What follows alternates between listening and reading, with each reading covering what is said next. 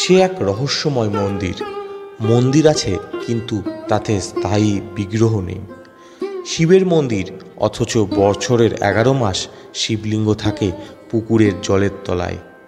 চৈত্র মাসের মাঝামাঝি কিছুদিনের জন্য তুলে আনা হয় সেই শিবলিঙ্গ। পয়লা বৈশাখের দিন ফের তা চলে যায় জলের তলায়। আর এই শিবলিঙ্গকে কেন্দ্র করেই বসে জমজমাট চড়কের মেলা। প্রায় সারা বছরই শিবলিঙ্গ জলের তলায় থাকে বলে এই পবিত্র ভূমির নাম জলেশ্বর। কথিত আছে, জলেশ্বর শিব মন্দিরটি প্রায় 850 বছরের পুরনো।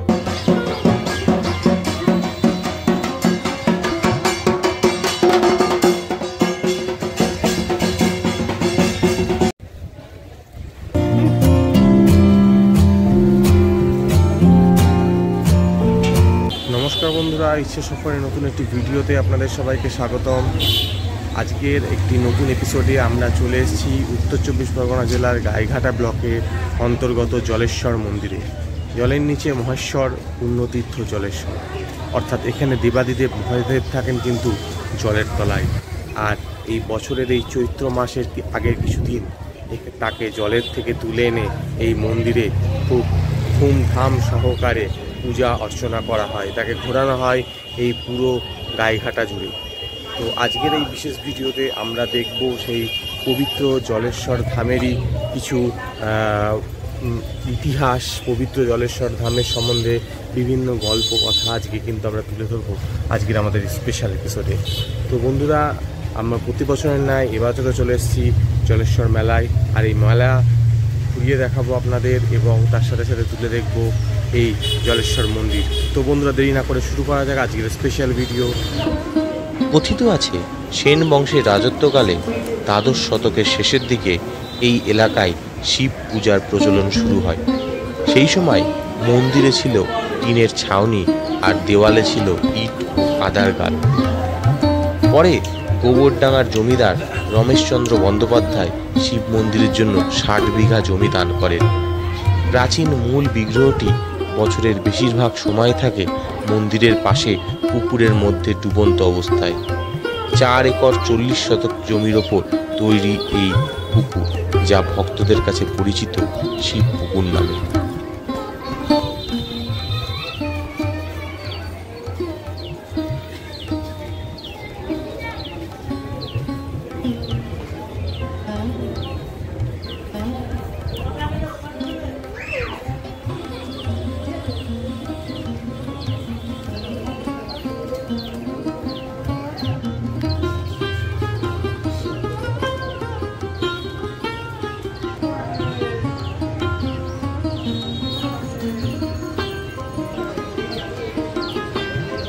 তো দেখতে পাচ্ছেন মন্দিরের সামনে এই হচ্ছে কুণ্ড, যেটাকে পবিত্র কুণ্ড। এবং এই মন্দিরের সামনে যে পবিত্র কুণ্ড রয়েছে, এখানেই কিন্তু সারা বছর অবস্থান করেন, এই কুণ্ডের নিচেই অবস্থান করেন এই জলেশ্বর বা দেবাদিদেব মহাদেব, যিনি এখানে জলেশ্বর হিসেবে পরিচিত। এবং এই চৈত্র মাসের বিশেষ তিথিতে তাকে এই কুণ্ড থেকে তোলা হয় এবং কুণ্ড থেকে তোলা হয়ে এই মন্দিরে নিয়ে আসা হয় পুজোর জন্য। তারপর তিনি সারা গাইঘাটা জুড়ে প্রদক্ষিণ করেন এবং হালি শহরে যান স্নানের জন্য, এবং তারপর আবার তাকে নিয়ে এসে এইখানে বসানো হয়। তো দেখতে পাচ্ছেন এই পবিত্র কুণ্ড এই দিকটায় দেখতে পাচ্ছেন, এই দিকে কিন্তু এক বিরাট জায়গা জুড়ে কিন্তু বসে মেলা।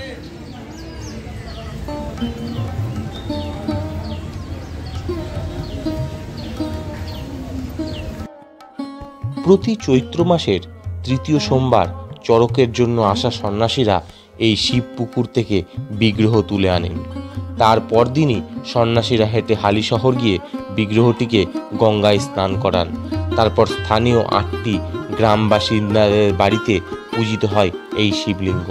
পয়লা বৈশাখের দিন আবার এই শিবলিঙ্গ ডুবিয়ে দেওয়া হয় শিব পুকুরে। বছরের বাকি সময় এখানে অন্য একটি বিগ্রহ এই মন্দিরে পূজিত হন। বহু দূর দূরান্ত থেকে ভক্তরা আসেন এখানে পুজো দিতে।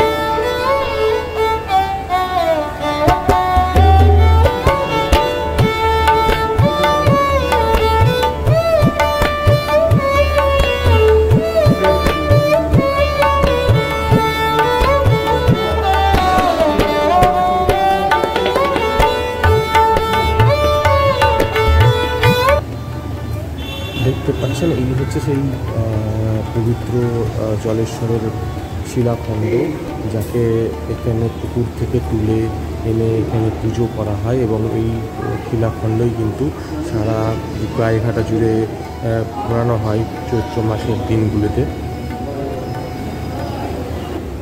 দেখতে পাচ্ছেন পুজো অর্চনা চলছে, প্রচুর ভক্ত কিন্তু প্রত্যেক দিন আসে পুজো অর্চনা দিতে এই চৈত্র মাস, পুরো চৈত্র মাস জুড়েই।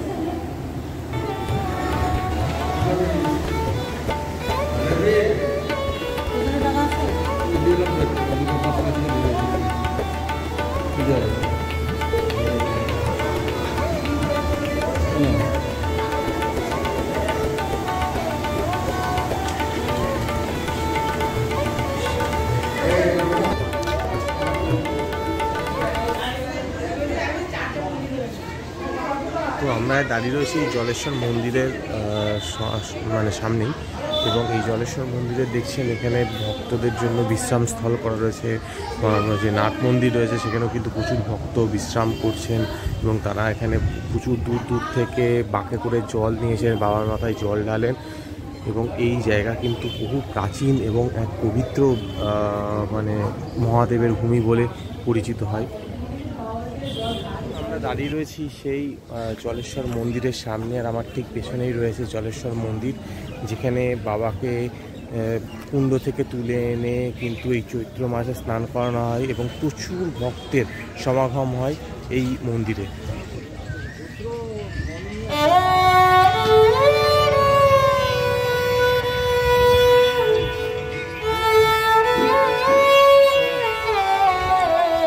সেই পবিত্র কুণ্ড যেখানে সারা বছর নিমজ্জিত থাকেন জলের তলায় মহাদেব, এবং এই কুণ্ড থেকে উঠেই কিন্তু মন্দির প্রতিষ্ঠিত হন।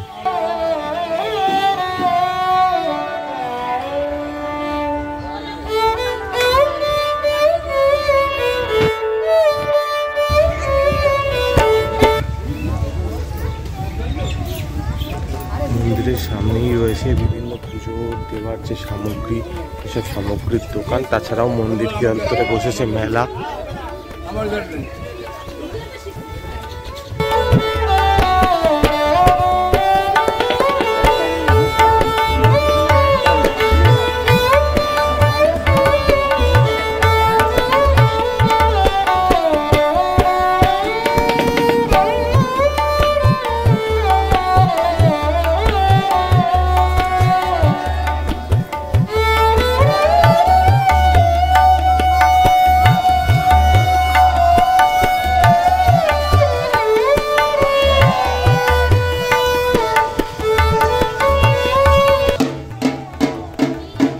পুজো দিতে আসছে এই মন্দিরে।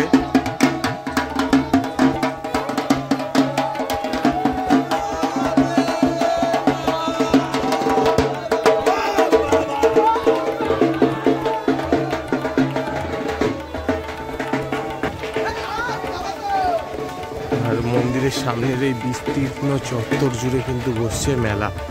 দেখতে পাচ্ছেন বিরাট বড় চত্বর জুড়ে কিন্তু এখানে মেলা বসেছে।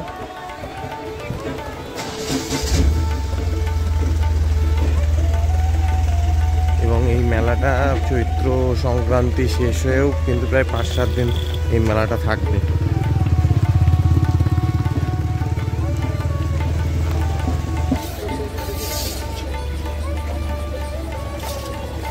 চারিদিকে দেখতে পাচ্ছেন কত বড় জায়গা জুড়ে মেলাটা বসেছে। এটা কিন্তু অনেক দিন ধরে চলে মেলাটা। চৈত্র মাসের বিশেষ তিথিতে বাবাকে জল থেকে তুলে এনে তারপর তাকে এই মন্দিরের মধ্যে প্রতিষ্ঠা করা হয়। তার আগেও চলে বিভিন্ন রকম অনুষ্ঠান। এই পবিত্র কুণ্ড দেখতে পাচ্ছেন বহু বড় জায়গা জুড়ে এই পুকুরটা, এবং এখানেই কিন্তু বাবাকে সারা বছর বাবা নিমজ্জিত থাকেন জলের তলায়। তাই জন্য এই জায়গার নাম পবিত্র জলেশ্বর। ওই যে দূরে জলেশ্বর মন্দির দেখা যাচ্ছে। ভালো লাগলে অবশ্যই লাইক কমেন্ট করবেন। আরও এরকম ভিডিও দেখতে চাইলে অবশ্যই আমাদের কমেন্টে লিখে জানাবেন। আর এখন আমাদের চ্যানেলে যুক্ত না হলে আমাদের চ্যানেলটিকে সাবস্ক্রাইব করবেন। ধন্যবাদ বন্ধুরা, দেখা হবে পরের ভিডিওতে। টাটা।